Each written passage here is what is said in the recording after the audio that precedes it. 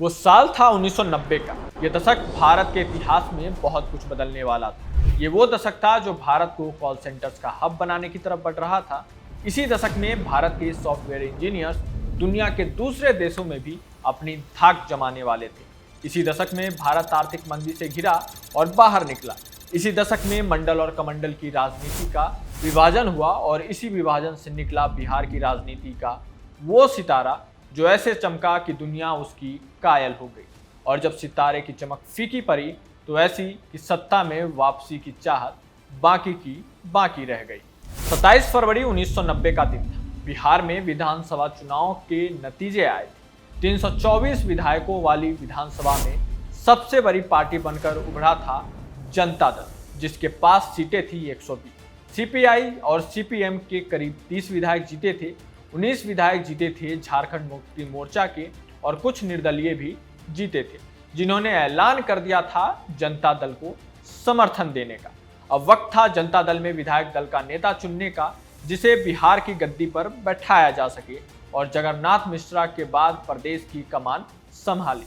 दो नाम सबसे आगे चल रहे थे। पहले थे दलित नेता रामसुंदर दास, जो कर्पूरी ठाकुर के दौर में 1 साल से कुछ कम वक्त के लिए 1989 में सीएम रह चुके थे और तत्कालीन प्रधानमंत्री वीपी सिंह भी रामसुंदर दास को ही मुख्यमंत्री बनाना चाहते थे। लेकिन दूसरा नाम जो था वो इस नाम से सहमत नहीं था और अपने लिए सीएम की कुर्सी देख रहा था। ये नेता था लालू प्रसाद यादव।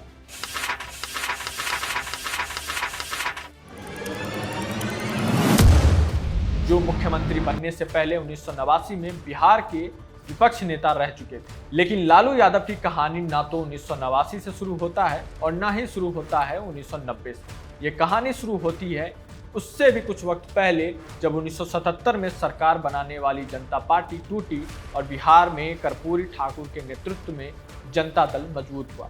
फरवरी 1988 में कर्पूरी ठाकुर का निधन हो गया और शुरू हुई जनता दल के नए नेता की तलाश। इस दौर में बिहार की सोनीपुर सीट से जीतने वाला एक विधायक दिल्ली में जनता दल के शीर्ष नेतृत्व में अपनी पैठ बना चुका था। यह विधायक कोई और नहीं बल्कि लालू प्रसाद यादव थे। उस दौर में लालू प्रसाद यादव भाप चुके थे कि अब देश में स्वर्ण नेताओं की राजनीति का दौर जा रहा है और ओबीसी नेताओं की राजनीति का दौर शुरू होने वाला है। लालू यादव उस दौर में विश्वनाथ प्रताप सिंह को सामाजिक न्याय का मसीहा और उनके हर विरोधी को कालनेमी राक्षस कहा करते थे। इसी दौर में वो चंद्रशेखर से भी करीबियां बढ़ा रहे थे और उन्हें भी समझाते थे कि कांग्रेस को उखाड़ने के लिए चंद्रशेखर का जनता दल के साथ होना जरूरी है। लालू यादव कर्पूरी ठाकुर के बाद बिहार में विपक्ष के नेता तो बने, लेकिन वो यह समझ नहीं पा रहे थे कि कांग्रेस का 1990 के चुनाव में कितना बड़ा वोट बैंक रहेगा। इसलिए वो 1989 के लोकसभा चुनाव में छपरा सीट से मैदान में उतर गए, चुनाव लड़ा, जीते और दिल्ली में करीब 3 महीने तक डिप्टी प्रधानमंत्री चौधरी देवीलाल के साथ काम भी करते रहे। लेकिन लालू प्रसाद यादव को बिहार की धरती बुला रही थी। वो बिहार को छोड़ना नहीं चाहते थे और अच्छी तरह जानते थे कि बिहार ही उनका भविष्य है।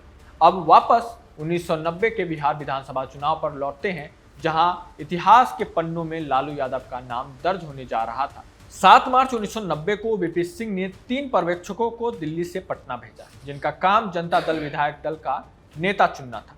चिट्ठी जो दिल्ली से आई थी उसमें नाम स्पष्ट था कि रामसुंदर दास ही वो नेता होंगे, लेकिन यहाँ बिहार के 2 युवा नेता अपनी अलग ही चाल चलने की तैयारी में थे। 8 मार्च 1990 का दिन था और पटना शहर में गंगा के किनारे बना ब्रज किशोर हॉल जनता दल के विधायकों से भरा हुआ था। बाहर हर विधायक के समर्थक जोर शोर से नारेबाजी कर रहे थे। जो 3 पर्यवेक्षक दिल्ली से भेजे गए उनमें एक नाम चौधरी अजीत सिंह का भी था, जो चौधरी चरण सिंह के बेटे थे और जो वीपी सिंह की आंखों में चमक कर यूपी में मुख्यमंत्री मुलायम सिंह यादव के साथ खेल करने के सपने देख रहे थे। उनके साथ जॉर्ज फर्नांडिस भी बतौर पर्यवेक्षक आए थे, जो एक यूनियन लीडर से बढ़ते हुए बिहार की राजनीति में बड़ा नाम करने वाले थे। और तीसरा नाम था सुरेंद्र मोहन का। विधायक दल की बैठक से ठीक पहले लालू यादव ने खेल किया। उन्होंने देवीलाल से बात की और देवीलाल खेमे से यूपी के तत्कालीन सीएम मुलायम सिंह यादव के साथ ही शरद यादव का नाम भी पर्यवेक्षक के लिस्ट में शामिल हो गया। यहाँ कुछ खेल राजभवन से भी हुआ। 1990 में बिहार के राज्यपाल थे मोहम्मद यूनिस सलीम, जो पहले लोकदल के नेता हुआ करते थे, जिनके गुरु चौधरी चरण सिंह और देवीलाल रहते थे। फिर भी मुकाबला करा था, क्योंकि 33 यादव विधायकों में भी एकजुटता नहीं थी। हुकुमदेव नारायण यादव लालू यादव के खिलाफ थे। मत विभाजन का वक्त करीब आ रहा था, लेकिन उससे पहले ही लालू यादव को साथ मिला नीतीश कुमार का। नीतीश कुमार, जो कि पढ़े लिखे और समझदार नेता थे, उन्होंने चंद्रशेखर से बात की। कुछ लोग दावा करते हैं कि लालू यादव ने चंद्रशेखर से बात की थी, लेकिन आखिरी वक्त पर चंद्रशेखर ने साथ दिया और अपने खेमे का नेता भी विधायक दल का नेता बनने की रेस में आगे कर दिया। तीसरे नेता का नाम विधायक दल का नेता बनने की रेस में आगे आ गया, और ये नाम था शिवहर से उस वक्त के विधायक रघुनाथ झा का। 8 मार्च को ब्रजकिशोर हॉल में जनता दल के विधायक में नेता चुनने के लिए वोटिंग शुरू हुई। रघुनाथ झा को मिले 12 वोट, रामसुंदर दास को मिले 56 वोट और लालू प्रसाद यादव को मिले 59 वोट। रघुनाथ झा को मिले 12 वोट ही वो निर्णायक वोट थे, जिनके बाद बिहार में नए युग की शुरुआत हुई। लालू प्रसाद यादव का बिहार का मुख्यमंत्री बनना तय हो गया। 10 मार्च 1990 को लालू प्रसाद यादव बिहार राज्य के 20वें मुख्यमंत्री बन गए।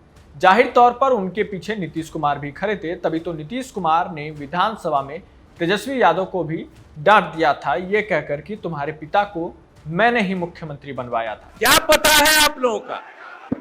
अरे तुम्हारे पिता को हम ही बनाए थे, वो जब आए थे उस समय नहीं था। ऐसा फालतू छोड़ो। अरे पूरा जात वाला भी, अरे तुम्हारे जात वाले भी जो जात थे हमको कहते थे काहे के लिए आप कर रहे हैं, तो हमने तो उसी आदमी को बना दिया। ये पहली बार था जब बिहार में किसी मुख्यमंत्री ने राजभवन से बाहर पटना के गांधी मैदान में 5000 लोगों की भीड़ के सामने शपथ ली थी। फिर जो कुछ हुआ वो इतिहास के पन्नों में दर्ज है, और इतिहास हमें बताता है कि राजनीति में लालू प्रसाद यादव जैसा कोई नहीं। वो कब क्या करते हैं, लालू के अलावा कोई नहीं जानता।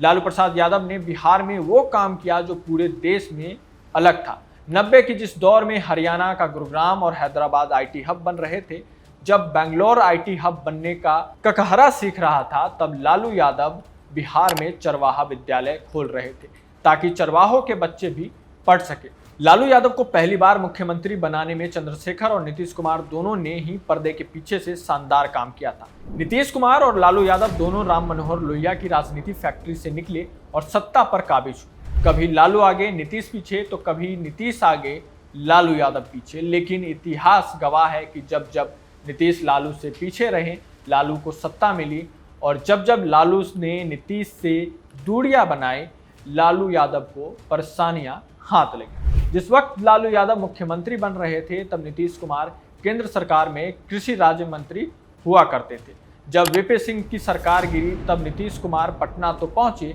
इस उम्मीद में कि दोस्त लालू यादव रहने के लिए कोई सरकारी घर दे ही देगा। लेकिन लालू यादव जानते थे कि नीतीश कुमार भविष्य में खतरा हो सकते हैं, इसलिए नीतीश कुमार को कोई सरकारी आवास तक नहीं दिया गया, और यहीं से लालू और नीतीश के बीच खटपट होनी शुरू हुई।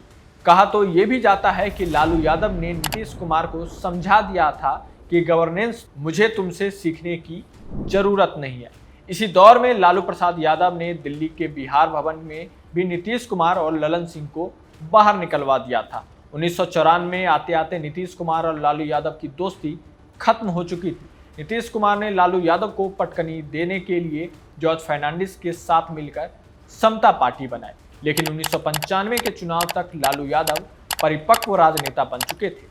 बिहार के गांव-गांव में उनके किस्से पहुंच चुके थे, और 1995 के बिहार विधानसभा चुनाव में 167 सीट लाकर लालू प्रसाद यादव फिर बिहार के मुख्यमंत्री बने। इस दौरान लालू यादव की सरकार में क्या कुछ हुआ, वो सब जानने से पहले थोड़ा पीछे चलिए, क्योंकि आगे जो होने वाला है वो पीछे के पन्नों से जुड़ा हुआ है। 11 जून 1948 को बिहार के गोपालगंज में फुलवरिया गांव के कुंदन राय के घर में लालू यादव का जन्म हुआ। लालू प्रसाद यादव अपने माता पिता की 8वें संतान में से 6ठे नंबर के थे।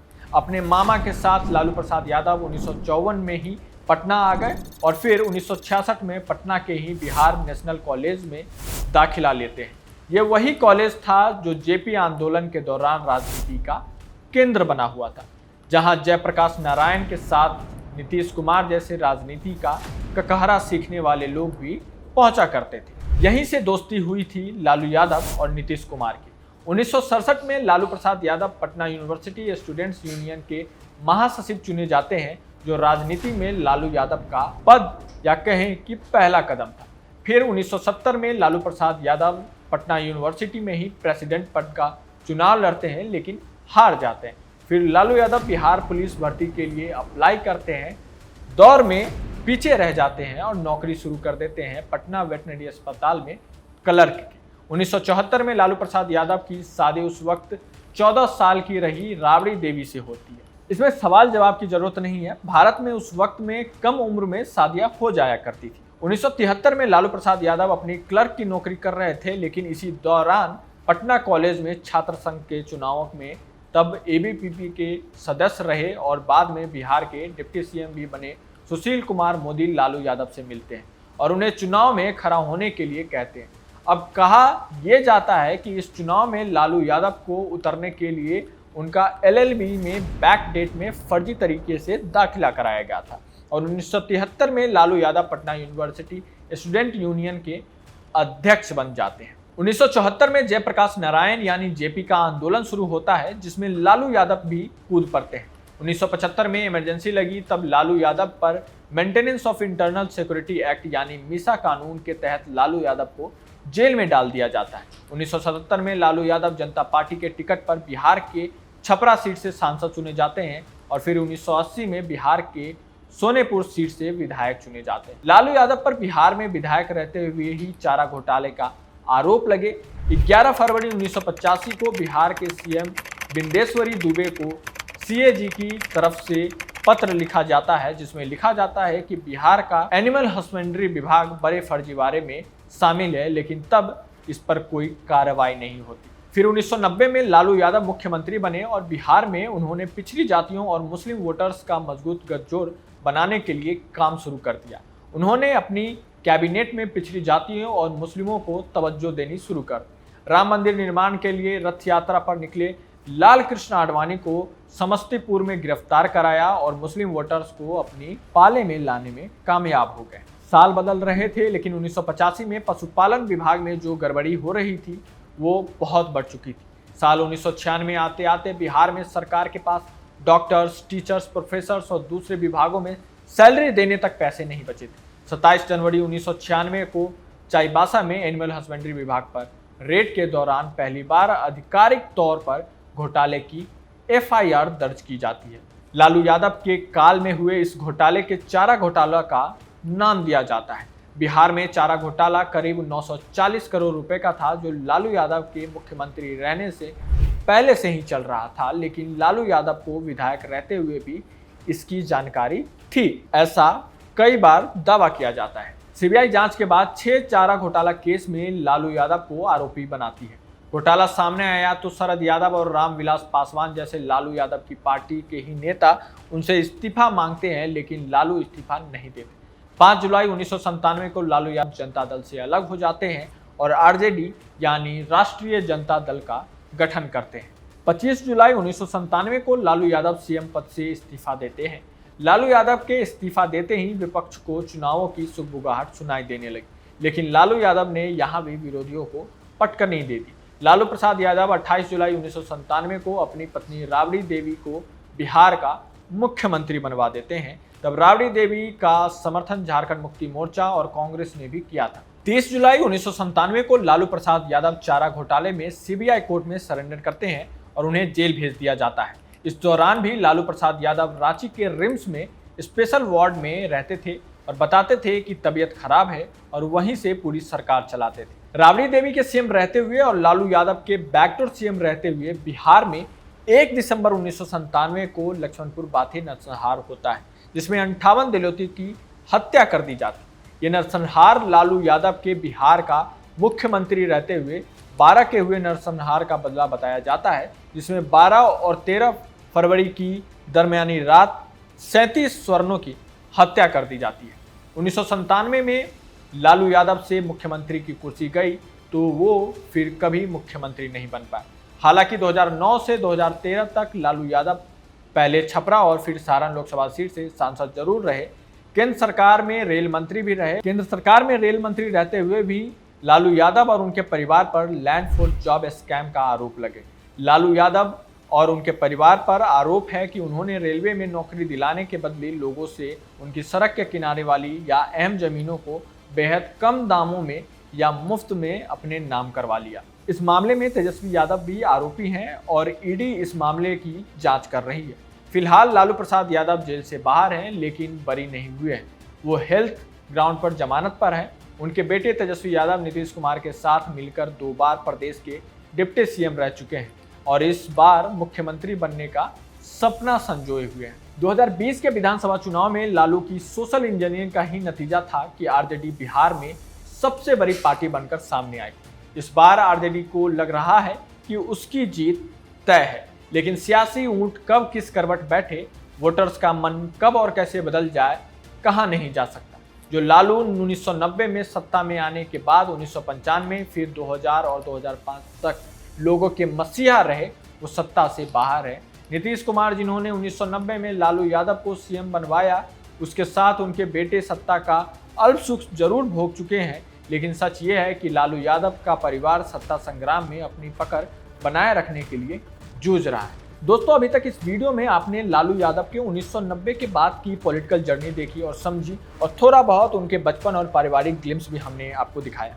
पार्ट 2 में हम लालू यादव के मुख्यमंत्री रहते हुए जिस तरह से उनका शासनकाल रहा, कैसे नरसंहार हुआ, कैसे ये जातीय उन्माद फैला, पुलिस प्रशासन का क्या रवैया था और बिहार को क्या मिला, इस पे चर्चा करेंगे। लेकिन इस वीडियो में उसके लिए आपको कमेंट करना पड़ेगा, लाइक करना पड़ेगा और अपने दोस्तों को शेयर जरूर करना पड़ेगा।